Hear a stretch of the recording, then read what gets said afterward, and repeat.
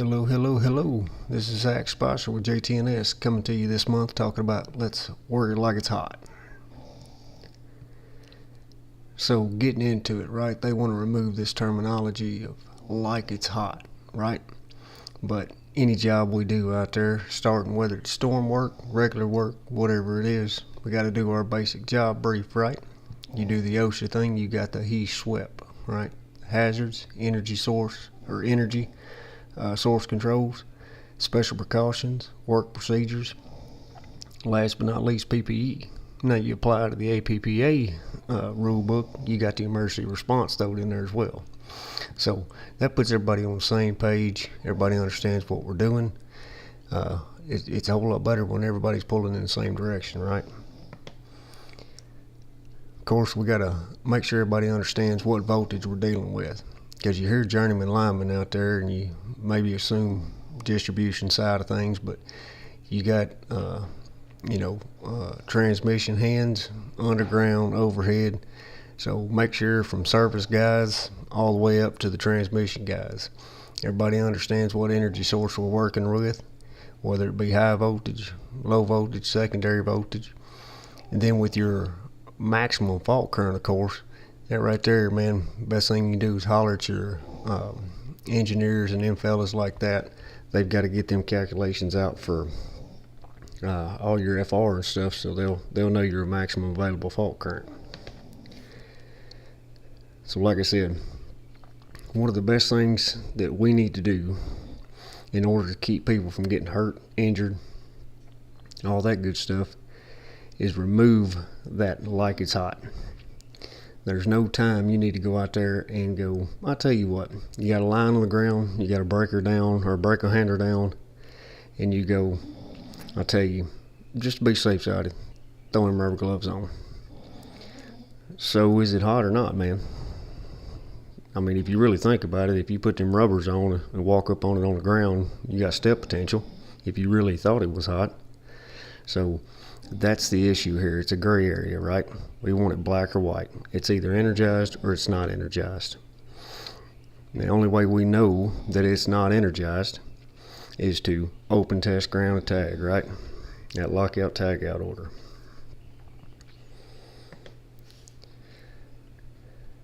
Just seeing that yellow handle down on that breaker, or having dispatch call in and say a breaker's open, you can't trust it. You ain't Superman. You can't see inside that metal can or inside that vacuum bottle and know them contacts are open.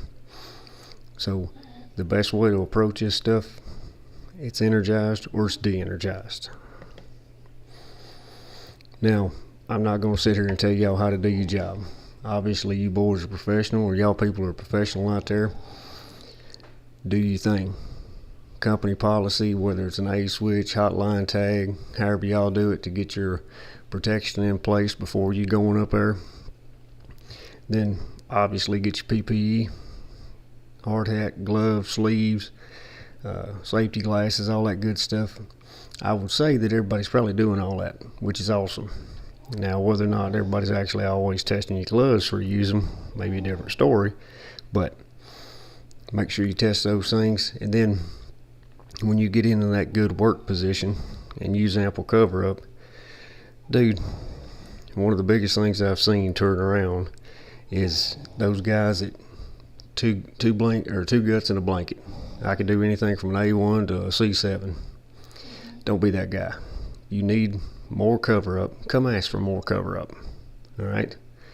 I guarantee there's people out there, you boom down, they give you 9 kinds of heck about it, because that's the way they were showed, right? That's the way they was raised. Dude, break the cycle. If you think you need it, go get it. All right?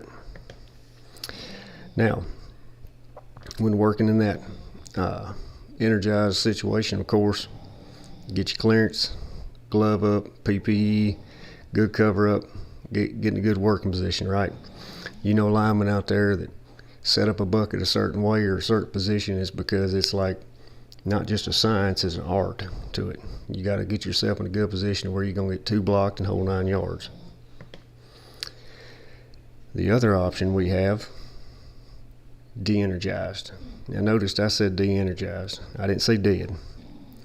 And I'll explain that here in just a second. But working at de-energized, whether it be calling to SCADA, they open it up. You go out there, you remove remote, you put a tag on it, however you need to do it, make sure that thing's open.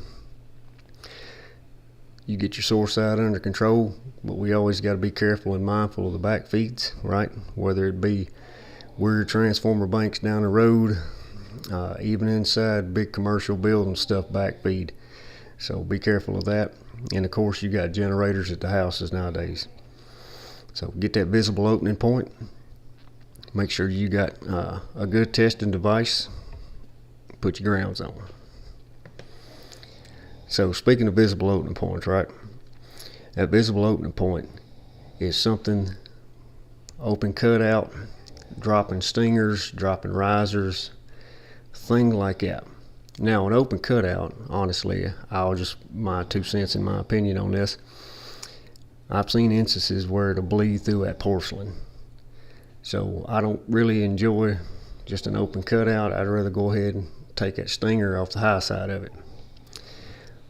Now, you open a cutout, you test it, you ground it, you're probably fine, or you will be fine, but still, just me and my 2 cents on that. So, make sure you remove them jumpers, remove them stingers, watch yourself on those back feeds, because it's not always a gas-powered generator sitting in somebody's garage. It could be one of those new battery bank backup kind of things that they sell that you can hang inside a basement or a garage, and you won't ever hear it, won't ever see it.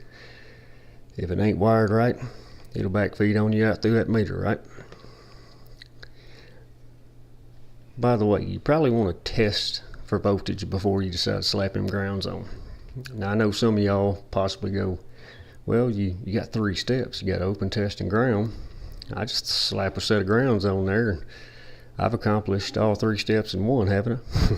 Yeah, you might have. You also might have burnt the wire down, had a ball of fire in your face, but open, test, and ground in that order for that reason. Now, an approved testing device, right? Gone are the days of the Kleins or the screwdriver in your hand and you go up there and you slide it across it, right? OSHA does not approve fuzzing to be an approved testing device. So make sure you got a tester, Bear, whatever the name of it is, Salisbury, Chance, whoever, whatever the manufacturer. Make sure that the testing device, good working order. You know how to use it. It's rated for the voltage you're using up there. It's got good batteries in it. Been calibrated on whatever manufacturer's recommendation schedule it is. Get it out from behind a truck seat, right? It shouldn't be sitting back there collecting dust. Get it out. Use it. Actually, this piece of equipment's provided to you by the company, free of no charge. You just got to use it. Now, with testing devices, another thing that is not an approved testing device is your PVD, right? So whether it be a compass, V-watch, something like that, these are only voltage detectors, right? They're proximity detectors. So if you got one on, you boom up, and it doesn't go off, you cannot use that as a complete 100%. Yeah, it's de-energized. It only detects, right? So make sure these are a good piece of tool right here to use, especially working trouble, having that old green copper laid down on the ground somewhere around you. But at the end of the day, this is only a personal voltage detector. It is not a testing device. Getting into grounds, I'm not going to go in as far as XR ratios, clamps. With the grounds, here's what you need to know. A, take care of them. Make sure they're rated for what you're using, right? Make sure the grounds are sized for the fault current available. You take care of them. Check them out. Look them over. Make sure they're not damaged, defective. You can screw them clamps in without having to use a screwdriver, right? You should be only putting grounds on with hot sticks, not by hand, right? Make sure they've been tested. Everything's in a good working order. Slap that set of grounds on there. Whether you believe in the EPZ, the equal, everybody in the equal potential zone kind of thing, which APPA folks, or you go back to the OSHA regs, EPZs recommended, or any kind of grounding setup that has been approved by your company that will keep the employees safe, right? So box, bracket, EPZ, just make sure you use them. One of the big issues, right, with this being recorded in March of 2025, I can tell you, over the past 6 weeks, we've had several injuries, several fatalities, dude, and it's always the same areas, same parts of the body. We know how to keep ourselves safe from this stuff. This isn't nothing new. The problem is, it's that definition of insanity, right? To where you keep doing the same thing over and over again and expecting a different result. Just all this equipment is available to you. Does it take more time? Yeah. It might be a little bit more of a headache. Might mean that the lights don't come on as fast. But it does mean at the end of the day, you will go home safe.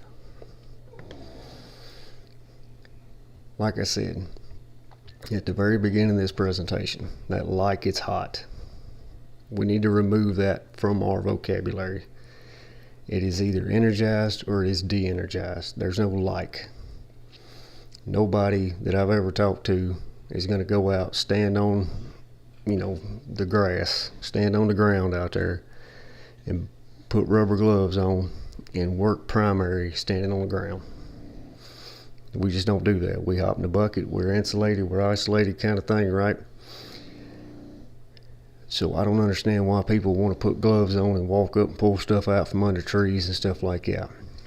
You shouldn't have to do that because you have open, tested, and grounded, which means you don't have any kind of difference of potential there at all. So there's no gray area. It's black or white. It's energized or it's not energized, right? There's no like involved.